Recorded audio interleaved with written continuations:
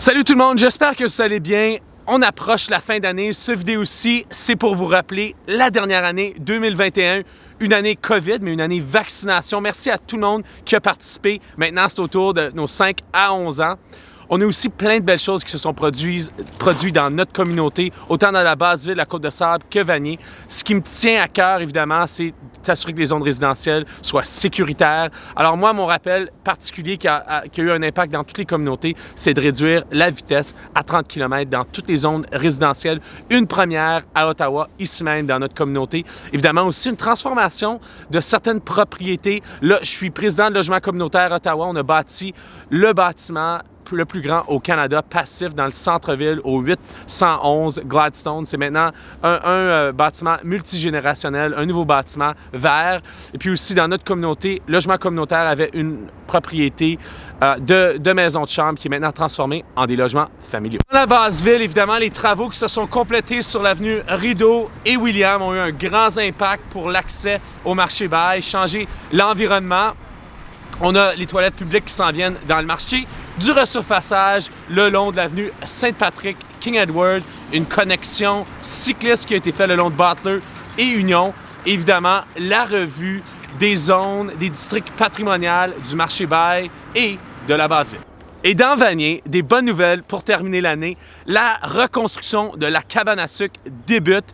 On a aussi les améliorations qui ont eu lieu ici au Parc Riverain qui vont se continuer comme deuxième phase en début 2022. On a la reconstruction du chemin Montréal. Incroyable, un segment de 2 km. La grande partie de la construction a eu lieu cette année et se poursuit en 2022. On a aussi beaucoup de zones, rues résidentielles qui sont en pleine construction. Alors, que ce soit la rue Lavergne, que ce soit la rue Saint-Monique, que ce soit le segment de Saint-Denis. Merci pour votre patience, merci de votre implication. Dans la Côte-de-Sable, évidemment, on ne pourrait pas tout souligner, mais compléter les rues résidentielles, Man, Range, Templeton et Russell était un beau projet. On a aussi une autre phase de construction qui débute à une intersection principale au coin Nicolas et Laurier.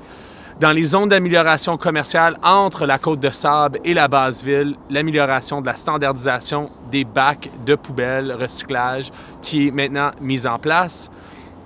On a aussi derrière moi l'ancien parc de la Côte-de-Sable, qui est maintenant le parc Annie Poutucook, une artiste innu qui a fait sa marque au sein de l'art, ici même dans notre région, qui est reconnue. Une initiative importante des résidents de notre communauté.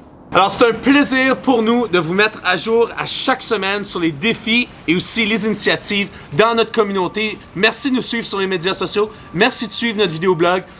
Les aperçus qu'on vous a donnés, c'est des petites initiatives qui sont super importantes, mais il y en a des centaines dans notre communauté. Je vous en donne 2 davantage. Dans la Basse-Ville maintenant, pour les jeunes ados, le basketball, le week-end, grâce au Centre de ressources de la Basse-Ville. On a aussi la mission qui offre un food truck dans nos communautés, des repas chauds. Il y a plein d'initiatives. Je vous remercie. Bonne fin d'année et puis je vous souhaite le meilleur en 2022.